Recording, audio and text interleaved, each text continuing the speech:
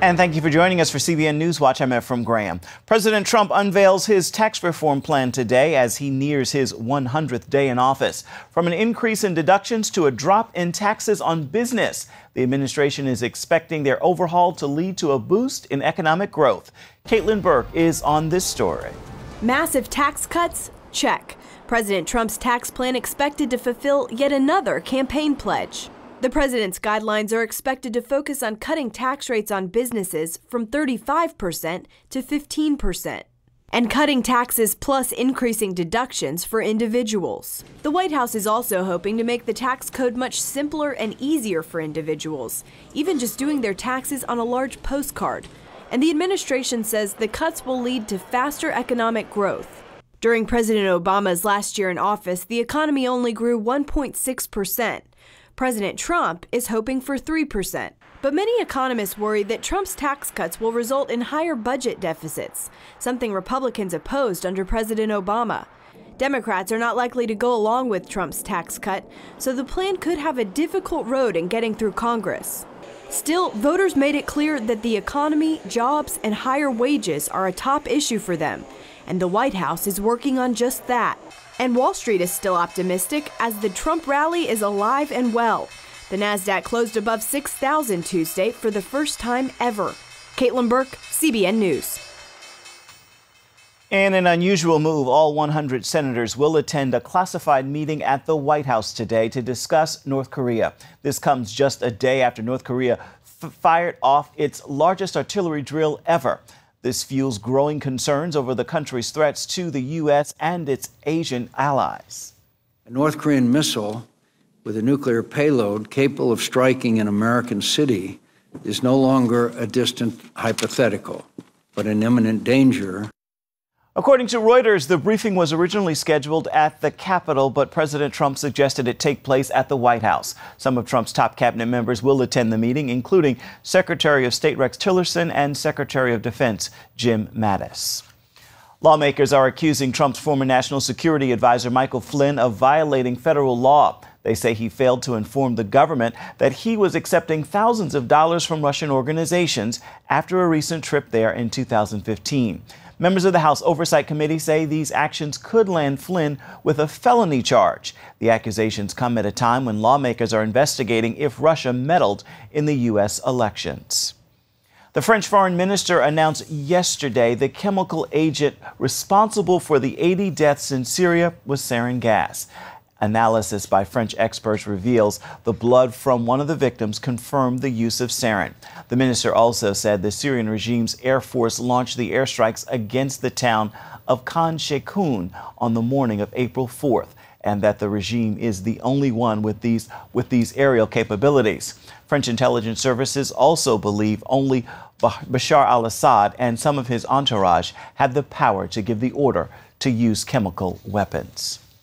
The White House is blasting a federal judge's decision Tuesday to block President Trump from withholding funds to sanctuary cities. Sanctuary cities are communities that protect illegal immigrants and oftentimes do not cooperate with immigration officials.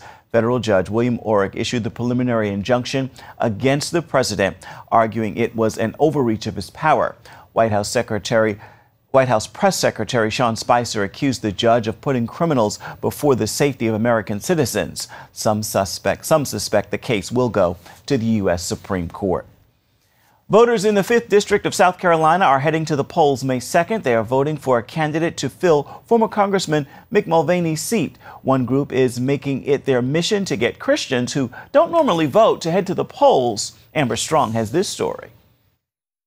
After a close congressional special election in Georgia, with the Democratic candidate pulling in 48% of the vote, we will be ready to fight on and win in June. Political eyes are now focused on the Palmetto state of South Carolina, where 7 Republicans, 6 Democrats, and 3 independent candidates are all vying to replace former Republican Congressman Mick Mulvaney. Mulvaney made the move to become President Trump's budget director, leaving that spot in the 5th District up for grabs. That evangelical voting bloc that catapulted Donald Trump into the White House in 2016 is here on the ground in South Carolina, hoping to do the same thing for another GOP candidate. Chad Connolly is one of those candidates. He's knocking on doors, reaching out to voters, and promising to bring his faith to the forefront of his campaign. You know, I think that we as Christians need to start looking at things not as the polls say, not as the experts say. What's the Lord say? What's the Word say? We got to be able to look through a biblical lens when we make decisions, and I really try to live my life that way. He already has the backing of House Freedom Caucus leader Mark Meadows. I know Mick Mulvaney very well, the previous congressman, and what Chad has not only demonstrated over time, but certainly has reinforced, is that he won't forget South Carolina when he goes to Washington, D.C. But despite the support of heavy hitters like Meadows, Connolly knows the real power lies among evangelical voters. It's a lesson he learned as the former director of faith and outreach for the Republican National Committee. I saw the numbers from Barna's polling that some 80 million people are sitting in churches, but only 30 couple million vote. So really it's our fault, Amber, what's been going on. There's 40 to 50 million people who identify with the Lord and the Bible and their church and a biblical worldview who don't bother to go vote. One political group is working to change those numbers. The Rampart PAC is a unique kind of political action committee with the sole mission of putting people of faith, including pastors, in office. Taking a line from Francis Scott Key's poem that became our national anthem, the group believes that, like those ramparts long ago, freedom will prevail. They put that belief into action by backing Connolly and others like him so that Judeo-Christian values can take center stage in Washington. Pastor Mark Harris believes that groups like Rampart PAC are essential when it comes to undoing things like the Johnson Amendment, which forbids churches and other nonprofits from supporting or endorsing political candidates. We feel like that getting the best candidates into office will take place once you begin to have believers stepping up and churches awakening and pastors really engaging in this process as well. Harris, who has run for office himself, has a message for fellow Christians who say believers should not be involved in politics. If you look at the biblical principle, whether it be Moses or whether it be in the New Testament, you look at Jesus, they were engaged in every aspect of life. As a Christian, as a believer and follower of Christ, I can't just pick and choose what areas of life I'm going to choose to live out my faith. The Rampart PAC is putting its faith and its financial backing behind that belief. Time tells if it will actually pay off. Other candidates on the GOP side have also raised big bucks, with Republican candidate Ralph Norman bringing in $500,000 so far, and Democratic challenger Archie Parnell reportedly raising $250,000. He's hoping to flip the traditional red district to blue. The South Carolina congressional election is May 2nd. Amber C. Strong for CBN News in Indian Land, South Carolina. Members of President Donald Trump's cabinet are gathering weekly to study the Bible. The vice president and 8 administration officials, including Attorney General Jeff Sessions, Energy Secretary Rick Perry, and CIA Director Mike Pompeo, sponsor the meetings. These are some of the most influential people in the U.S. government, meeting weekly to grow themselves spiritually. They're led by the founder of Capitol Ministries, Ralph Drollinger. He says when a country's leaders seek God, it puts the nation in a position to be blessed beyond all that we ask or think. Leaders of the Bible study say President Trump, of course, is always welcome to join them. Still ahead, meet Sharefish, who's living out his faith both here and around the world. Watch how he's going the extra mile.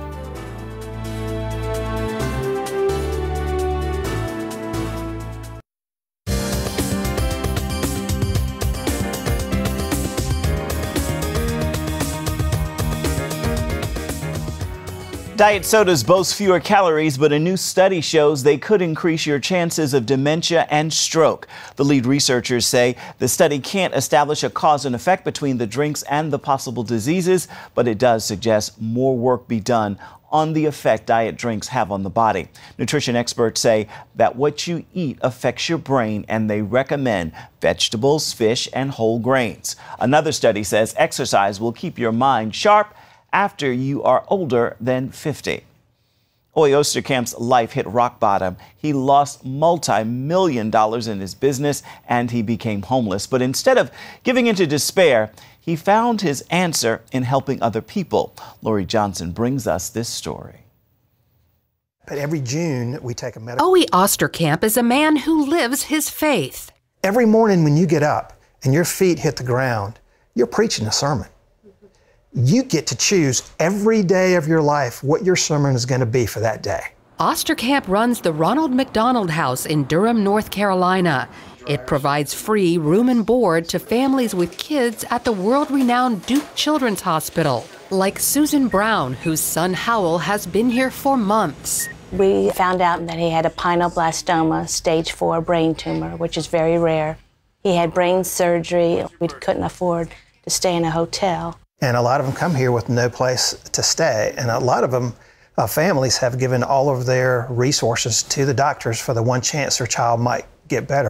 And they're totally prepared to sleep in the hospital or sleep in the backseat of their car if they need to. The sick children often stay at the Ronald McDonald House with their families, like Howell when he's in between chemo treatments. It's really nice over there. They fix dinner every evening at 6 o'clock, and then on the weekends they have brunch. It's real nice and clean. First thing whenever they come in the door is they feel loved. That was what we're all about here at the Ronald McDonald House. We're about love, we're about comfort, and we're about peace. Owie relates to people who feel overwhelmed. Years ago, his multi-million-dollar company bottomed out, along with his marriage. When he was homeless and jobless, he gained a better perspective. A lot of times, our prayers are, God, give me this, give me that.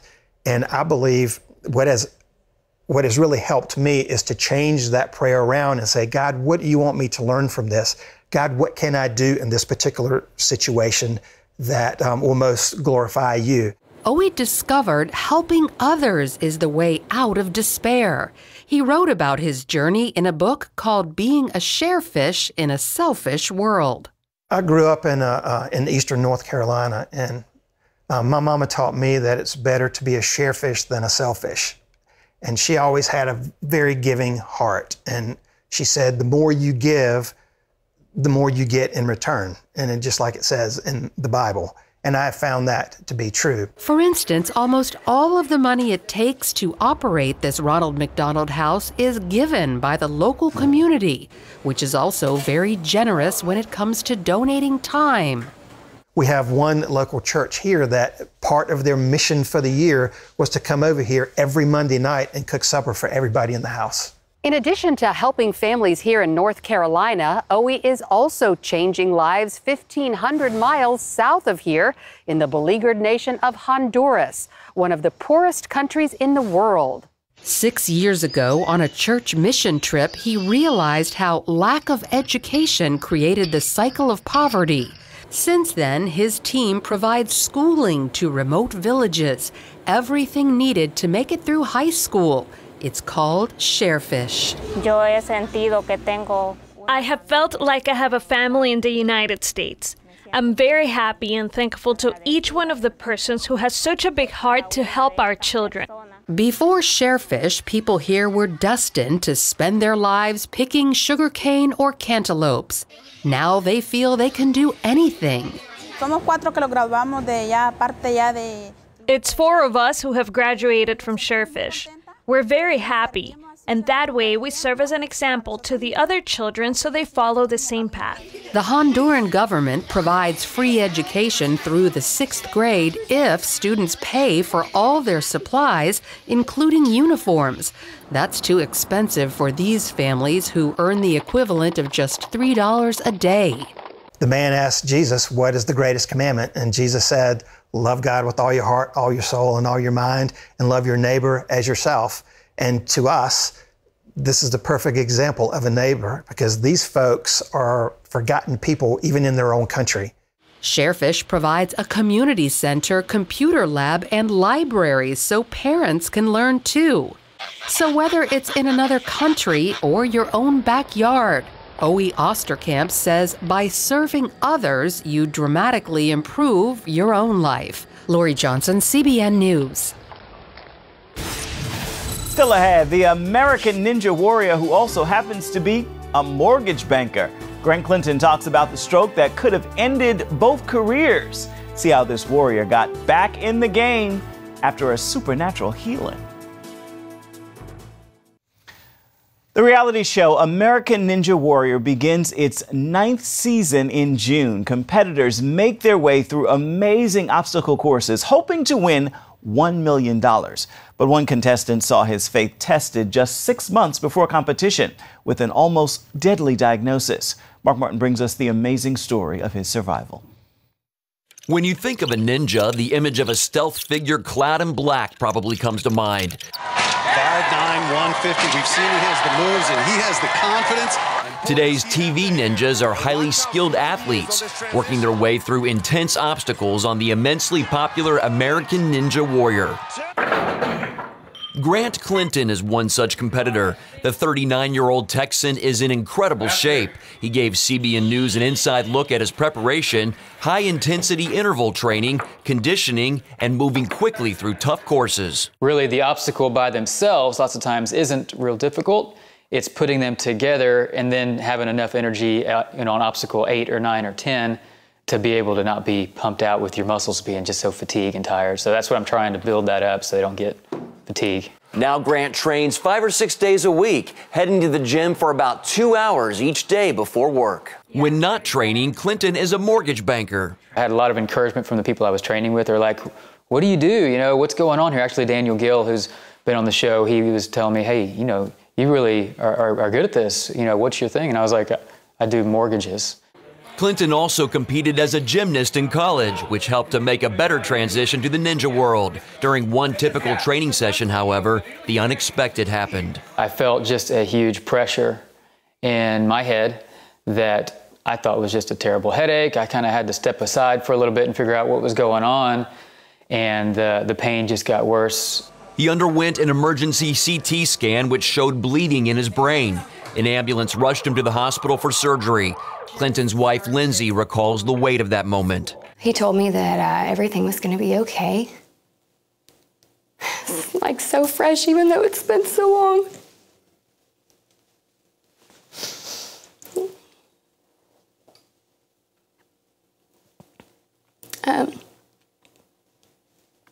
He told me that everything was going to be okay, which I knew. It was going to be okay regardless of the outcome. But then he did say, you know, if I don't come out of this, I want you to make plans. I want you to move on with your life. I want you to find a good husband for our children. I mean, it's just one of those conversations you don't really plan on having at our age. After surgery, Clinton learned he suffered a stroke, a type with a 50% fatality rate. It was just kind of a big shock to everyone. You know, I worked out all the time. I wasn't overweight. My cholesterol was low. I didn't have any genetic history of stroke. A week after leaving the hospital, Clinton attended a Christian men's retreat with his church, which focused on healing. He still felt a lot of pain and pressure, and the men prayed for him. I came in, heavy medication, terrible pain, pressure, and then 2 days later I left with no meds, no pressure, no pain. Seeing the Lord just literally lift that off of me through these men going to war for me was amazing, and it was a miracle. Clinton eventually resumed his ninja training, and about 6 months after the stroke, he made it on national television. Amazingly, he completed the regional finals, became a crowd favorite, and made it to the nationals. Although Clinton made an earlier exit than he hoped, his story connected with people around the world. Being a believer, that's what it's all about. Really, it's not about me being up there and performing well. Of course, I'm a competitor and I like to do well. I want to compete well. But God's glory is first. And I want my story, I want the people that have watched me to know what's going on, to know that God is still working miraculously in today's world. It's not only in what we read in scriptures, but He's still doing it today. And this believer is giving back. While competing, he wore a shirt emblazoned with the word overcomer, which is based on Romans 8:37. After a lot of people asked to buy the t-shirts, Clinton got down to business and donated the proceeds from sales to the Scott Cooper Smith Stroke Awareness Foundation. He hopes to do the same again this season. Looking back, Clinton says it's not clear why he had the stroke, and he's okay with that. The Lord allowed this to happen so that, again, I could build the faith of the men at my church, so I could encourage and build the faith of those that got a chance to see me on the show. If that's what all it was for, we don't really have to have a reason for it. And that encouragement resumes in June, along with the chance at $1 million. Mark Martin, CBN News, Houston, Texas. And you can get more information on the Scott Cooper Smith Stroke Awareness Foundation by going to our website at cbnnews.com. Stay with us. There's more of CBN NewsWatch straight ahead. We'll be right back.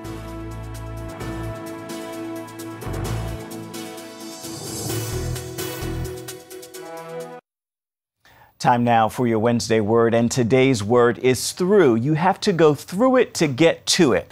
The operative word there is through. That is not a stopping point. It is simply a moment on the journey.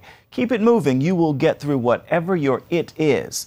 With that word, make this a wonderful Wednesday. And that's a wrap for this edition of CBN NewsWatch. Thank you so much for watching. You can get more of our exclusive coverage of the issues you care most about at cbnnews.com. Make this a wonderful Wednesday. We'll see you right back here come tomorrow. God bless.